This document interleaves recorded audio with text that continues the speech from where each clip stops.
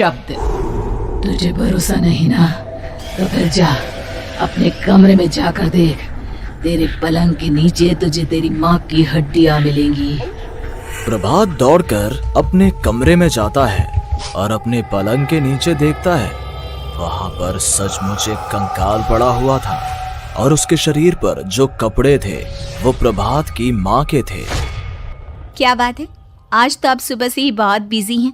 ऐसा क्या लिख रहे हैं? बस एक फैमिली की कहानी लिख रहा था। जैसे हमारी फैमिली है ना, तुम, माँ और मैं, लेकिन थोड़े अलग तरीके से, क्योंकि ये कहानी हॉरर है और इसमें जो आदमी है ना, मैंने उसकी बीवी को मार दिया है। मतलब कहानी में ऐसा लिखा है। और जानती हो, उसके बाद जो बीवी है ना, वो एक बुरी आत्मा बन जाती है। क्या बेटा, इस तरह की डरावनी कहानियां क्यों लिखता है तू? जानता है ना, हम जो सोचते हैं, जो लिखते हैं, हमारा दिमाग पूरा दिन वैसा ही होता रहता है।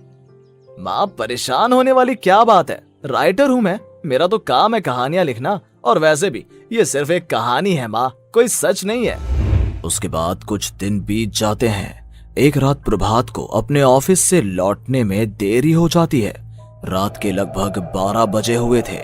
प्रभात जैसे ही अपने घर पहुंचता है, उसने देखा कि उसकी पत्नी दुर्गा डाइनिंग टेबल पर उसका इंतजार कर रही है। आ गए आप? कब से आपका इंतजार कर रही थी। देखिए ना, खाना भी ठंडा हो गया है। अरे दुर्गा, आज तुमने अपने इतने लंबे लंबे बालों को खोलकर क्यों रखा है? तुम तो हमेशा अपने बाल बांध कर रखती हो। वो क्या है ना प्रभात, जब इंसान अपनी जिंदगी से मुक्त हो जाता है ना, तो उसे दूसरे सारे बंधन खोल देने चाहिए।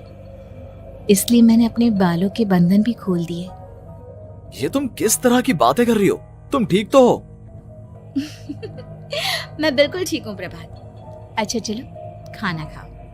वो क्या है ना दुर्गा, मुझे भूख नहीं है। ऑफिस में कुछ खा लिया था। कोई बात नहीं, मैं तुम्हारे लिए एप्पल काट देती हूँ, एप्पल खा लो। नहीं दुर्गा, मुझे नहीं खाना है, मेरा मन नहीं है यार। तभी अचानक से दुर्गा अपने हाथ में एक बड़ा सा चाकू लेकर प्रभात पर हमला कर देती है। प्रभात अपने आप को बचाने की कोशिश करता है। आज मैं तुझे नहीं छोड़ूंगी, तुझे अपने साथ लेकर जाऊंगी अपनी दुनिया में। ये क्या बोल रही हो तुम? तुम्हारा दिमाग खराब हो गया है। आखिर तुम हो कौन? दुर्गा अपनी गर्दन टेढ़ी करते हुए बोलती है। मैं दुर्गा हूँ, तुम्हारी पत्नी। ध्यान से देखो मेरी आंखों में। प्रभात बुरी तरह से डर जाता है और घबराहट में वो चाकू अपनी पत्नी के पेट में मार देता है। उसकी पत्नी की वहीं के वहीं मौत हो जाती है और उसकी चीख की आवाज सुनकर उर्मिला दौड़ते हुए बाहर आती है। ये तूने क्या किया प्रभात? तुमने अपनी पत्नी का खून कर दिया। लेकिन तू तो उसे बहुत प्यार करता था बेटा। तूने बहू को क्यों मार डाला? माँ, ये आपकी बहू नहीं थी, इसके अंदर कोई बुरी आत्मा घुसाई थी। मैं नहीं जानता ये सब कैसे हो गया, लेकिन वो मुझ पर हमला कर रही थी, मुझे मारने की कोशिश कर रही थी। माँ, मैंने कुछ नहीं किया। ये तूने क्या कर दिया बेटा? दुर्गा ने मुझे कहा था कि वो तेरी कहानी के उस कैरेक्टर की तरह एक्टिंग करके तुझे डराने की कोशिश करेगी। अरे वो तो तेरे साथ मजाक कर रही थी। हे भगवान, ये क्या हो गया? इसका मतलब दुर्गा। लेकिन माँ, मैंने जो कहानी लिखी थी उसमें भी ऐसा ही हुआ था। उस औरत ने अपने पति के साथ मजाक किया और गलती से उसके पति ने उसके पेट में चाकू मार दिया। मेरी कहानी सच कैसे हो सकती है? माँ, मुझे बहुत डर लग रहा है। अब ये सोच, दुर्गा की लाश का क्या करें हम? अगर गलती से भी ये बात बाहर फैल गई ना, तो तुझे पूरी जिंदगी जेल की सलाखों के पीछे रहना पड़ेगा। एक काम करते हैं माँ, हम घर के पीछे वाले बगीचे में उसकी लाश को दबा देते हैं। अगर कोई पूछेगा तो कह देंगे कि उर्मिला अपने मायके गई और फिर एक दिन हम भी अचानक यहाँ से कहीं दूर चले जाएंगे। कोई नहीं आएगा हमें पूछने, कोई नहीं आएगा माँ, बाद में जो होगा हम देख लेंगे। प्रभात अपनी माँ उर्मिला की मदद से दुर्गा की लाश को अपने घर के बगीचे में गाड़ देता है। कुछ दिन तो ऐसे ही बीत जाते हैं, लेकिन एक दिन अचानक रसोई से आ रही कुछ आवाजें सुनकर प्रभात की नींद खुलती है।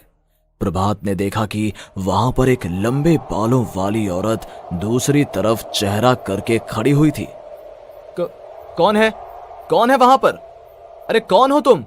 मैं दुर्गा हूँ प्रभात। क्या हुआ? मुझसे इस तरह के सवाल क्यों कर रहे हो तुम? तुम दुर्गा नहीं हो सकती। दुर्गा तो प्रभात, मैं तुम्हारी पत्नी हूँ, तुम मुझे कैसे भूल सकते हो? 4 दिन के लिए मायके क्या चली गई, तुम तो मुझे भूल ही गए। अब अगली बार ना मैं कहीं नहीं जाऊंगी। पता चला तुमने तो मुझे पहचानने से ही इनकार कर दिया। नहीं, तुम दुर्गा नहीं हो सकती। तुम दुर्गा हो ही नहीं सकती। मैं जानता हूँ ये सब क्या हो रहा है।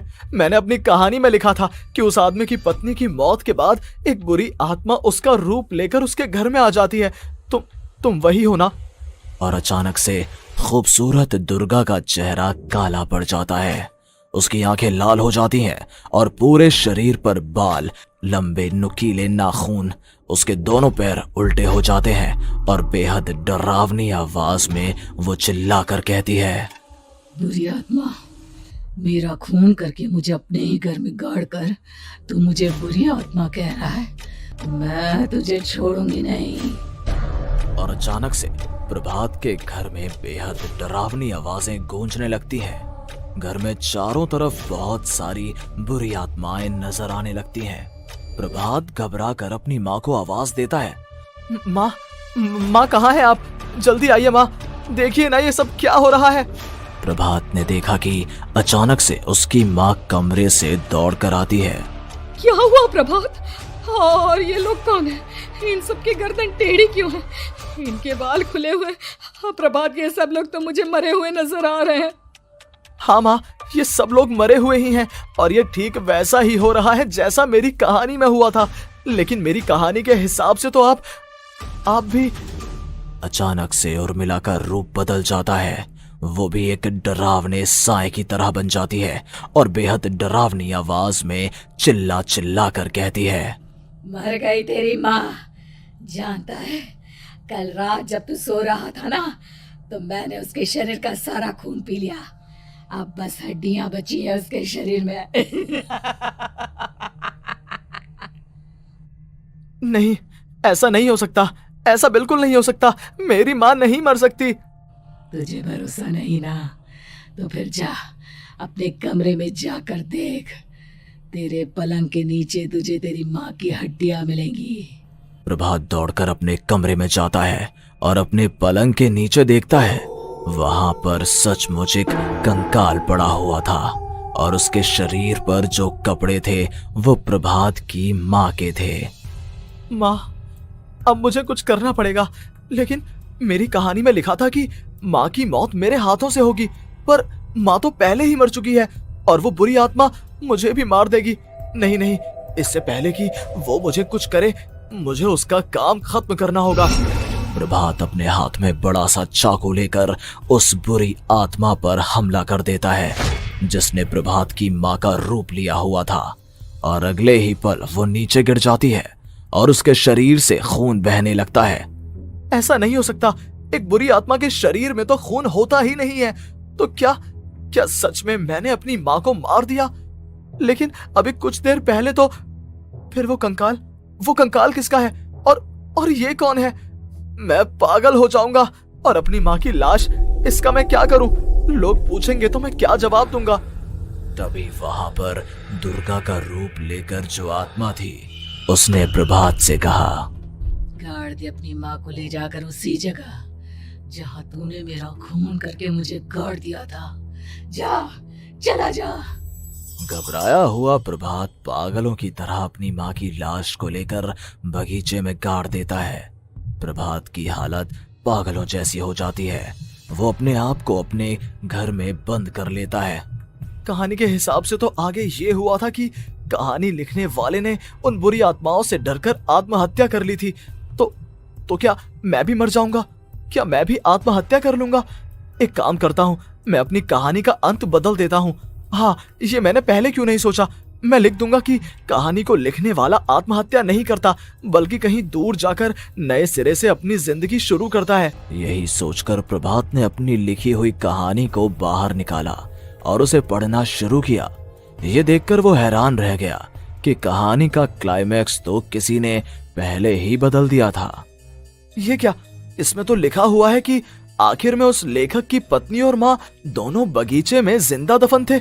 बुरी आत्माओं ने उनको कैद करके रखा था और वो लेखक अपनी माँ और पत्नी दोनों को जिंदा बाहर निकाल लेता है। लेकिन लेकिन ये सब लिख किसने दिया? प्रभात दौड़कर बगीचे में जाता है और वहां पर खुदाई करना शुरू कर देता है। प्रभात देखता है कि वहां पर लकड़ी के 2 बड़े संदूक हैं और उनके अंदर से आवाजें आ रही हैं। प्रभात, प्रभात बचा लो मुझे, अगर थोड़ी देर और हो गई तो वो मुझे छोड़ेगी नहीं। बेटा देखो, मैं इस बक्से के अंदर बंद हूँ, प्लीज मुझे बाहर निकालो, वो बुरी आत्मा किसी भी वक्त मुझे मार डालेगी। प्रभात वो दोनों बक्से बाहर निकालता है और अपनी पत्नी और माँ दोनों को आजाद करवा लेता है। लेकिन तभी वहां पर अचानक से एक बेहद डरावनी और खौफनाक दिखने वाली औरत आ जाती है। तुझे क्या लगा था इतनी आसानी से अपनी पत्नी और माँ को बचा लेगा?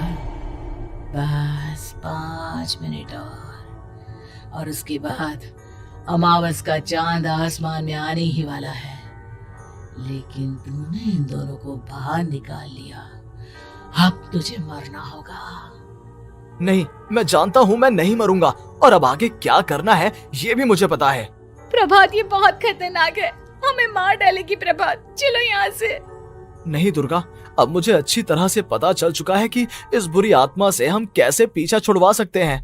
और इतना कहकर प्रभात अपने हाथ में पकड़ी हुई सिंदूर की थैली उस बुरी आत्मा के ऊपर उछाल देता है। कुछ ही देर में वो जमीन पर गिरकर राख में बदल जाती है। ये सब क्या हो रहा था बेटा? ये सब तुम्हारी लिखी हुई इस कहानी की वजह से हुआ है ना?